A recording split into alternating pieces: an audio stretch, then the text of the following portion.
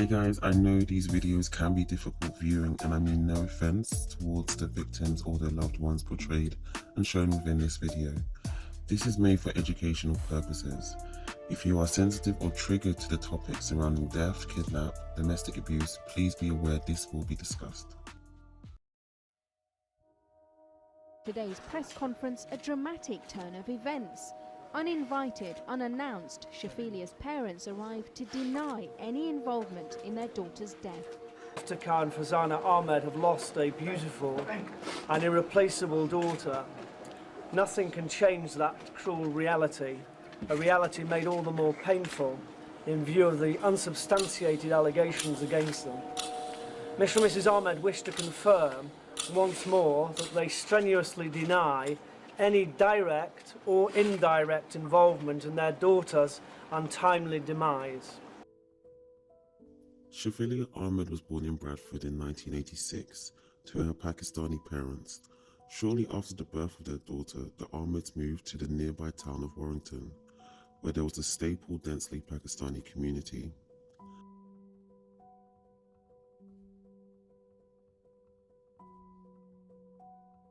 The family of three settled into a large home, which in the upcoming years would welcome a further 4 children. The Ahmed's children were raised within a strict traditional home. Shafilea, the eldest child, attended her local secondary school. The now 17-year-old was known to be keen on her work and, by the accounts of her teachers, an intelligent student. Amongst that, she had built a strong network of friends who were supportive and looked out for one another.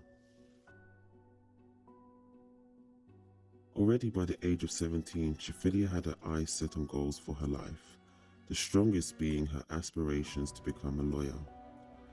Her friends described her as being ambitious and a great person to be around. Like many teenagers her age, she was interested in socializing and becoming more aware of her appearance. She enjoyed doing her hair, wearing makeup, and occasionally wearing short-sleeve clothing. She did typical teen stuff. Plus, she was coming to that age where she wanted attention from boys. But these interests created tensions with her strict Pakistani parents. Her mother and father became increasingly angered by Shafilea's westernized behavior.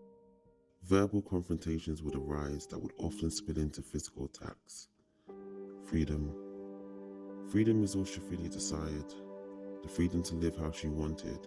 She would often share the details of her traumatic home life with her friends, describing how entirely trapped she felt.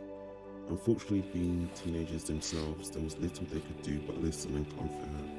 Often Shafilea would feel that there was no option but to run away, which she had done several times.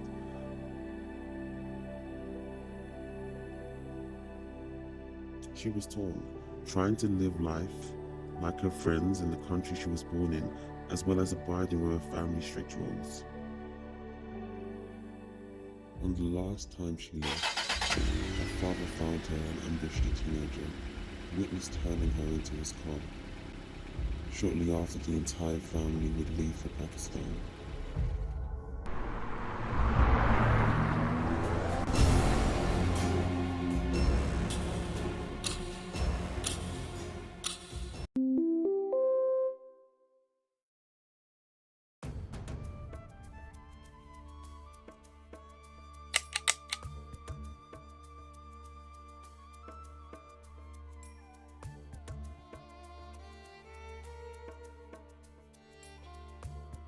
This is one of the last videos captured of Shafilea, seen here in a family video enjoying a birthday party with her little cousin.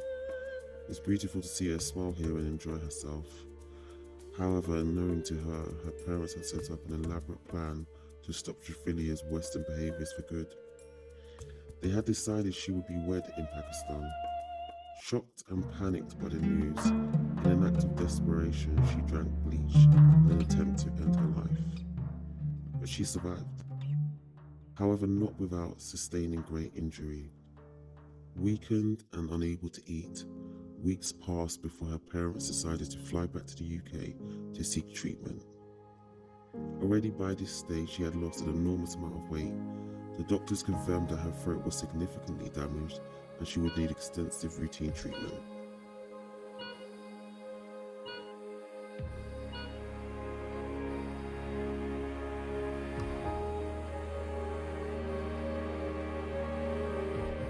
Back at school, one of Shafiley's teachers had noticed her absence and heard some unsettling rumours that she would not be returning. The teacher called 999 and raised the alarm to the police that Shafilea was missing. The police descended onto the family home, questioning the parents on the absence of their daughter and why the school had reported her missing and not them. They insisted Shafilea was a persistent runaway and had just left. A nationwide push to find Shafilea began, and posters lined the streets of the neighbouring towns. Hope was still alive, but after months of no news or sign of the teenager, press coverage diminished. Until 3 workmen working in Sedgwick came across the body of a young woman. The area was cordoned off whilst the forensic team combed the area for evidence to solve this murder.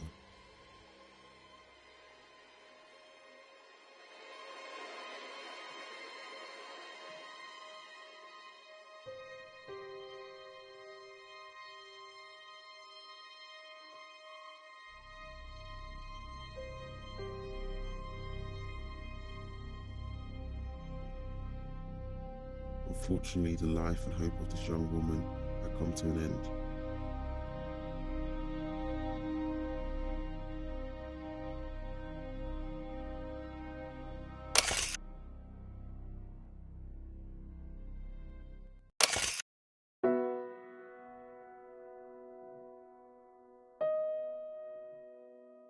The community rallied around the Ahmeds, seen here carrying Shafiley's coffin to her resting place. The Ahmeds appeared the grieving family, their young daughter murdered. But by who? Soon support turned to suspicion from the community and the media. The Ahmeds took the controversial route to have a television interview protesting their innocence. In a now infamous clip, the father responded to an interviewer's question. Would we kill our own daughter? Or would you? Never. Couldn't even dream of it. If we slow this down, you can notice how he nods his head. Behavioural experts have stated that this is a behavioural slip, where his words don't match his actions.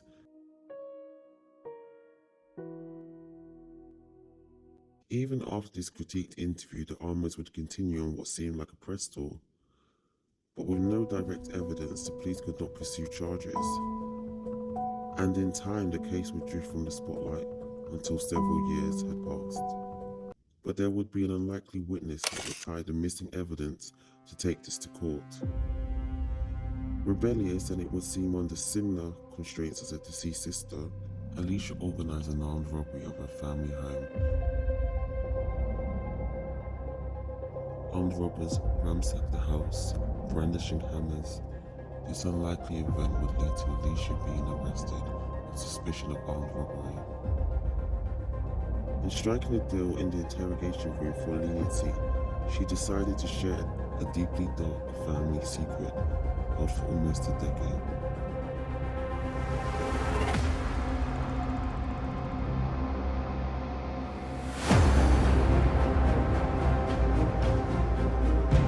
The parents of Shafilea were finally charged with murder.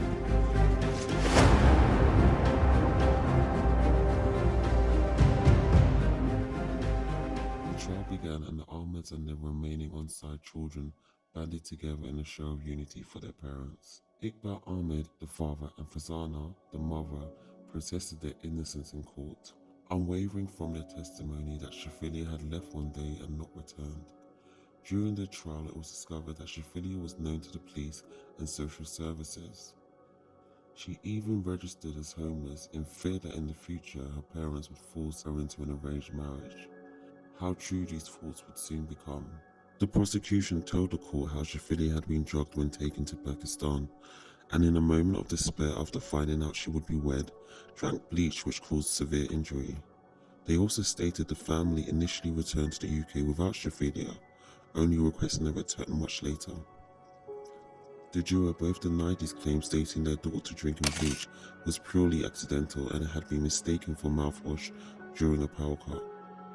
We then heard key witness testimony from Alicia. She laid out the events of the night, stated an argument had occurred over a boy ringing Shafelea's phone. The argument escalated and her mother said, "Just finish it here."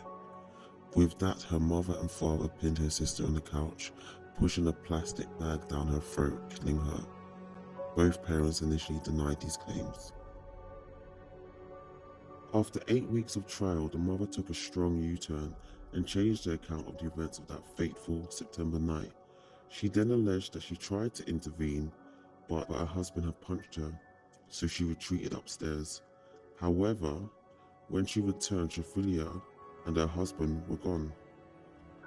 After he returned, she asked him what happened and in summary said to her, "If you care for your life, don't ask me." Some of the worst parts of this case were the extremely hypocritical revelations that Shafelea's father as a young man had heavily adopted a Western lifestyle. Apparently Mr. Ahmed was prone to clubbing, heavy drinking and partial to wearing tight jeans here and there. He even married and fathered a child with a Polish woman before he abandoned them to leave to Pakistan and marry Fazan, his first cousin. This is the very same lifestyle he would later condemn and brutally kill his daughter for partaking in. Mevish remained loyal to her parents.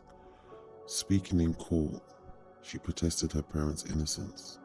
However, the court was shown papers she had written in 2008 that depicted her sister's death, using characters with the same names as her family. Mevish dismissed them as fiction and free writing. The papers had been given to her friend, who then went to the police. In one extract of her writings, she wrote, "3 times she ran, but they got her." Another said, "She didn't do nothing," shouting time after time. What did she do? That's it. Space of 1 to 2 minutes, gone. Prosecutors suggested it should be called "How My Parents Killed My Sister." Mevish replied, "No, it's not based on my family, it's just chat, just random stuff."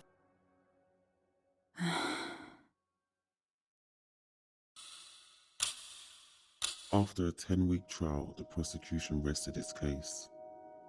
The judge found the parents guilty of murder, sentencing them to a minimum of 25 years. In the judge's closing statements to the court, the judge said, "The jury has found you both guilty of the murder of your daughter Shafilea. She was 17 years of age when you killed her.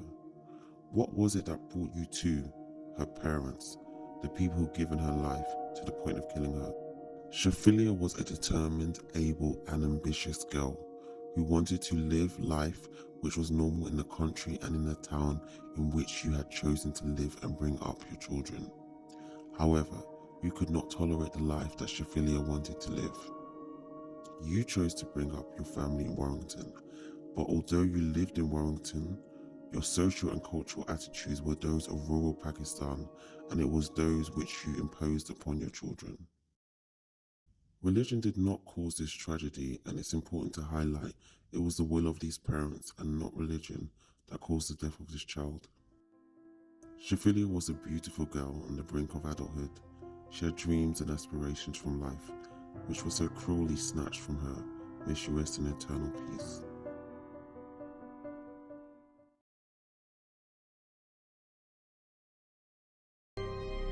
If she done that, she will do the time and she will get the punishment for that.